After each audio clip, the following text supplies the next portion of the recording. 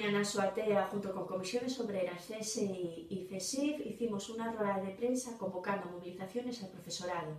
Queremos acabar con la situación de incertidumbre que tenemos y queremos que se reduzca el horario lectivo de todo el profesorado de secundaria y de primaria. Por eso os convocamos a hacer concentraciones los 18 en los institutos y los 23 los colegios de educación primaria,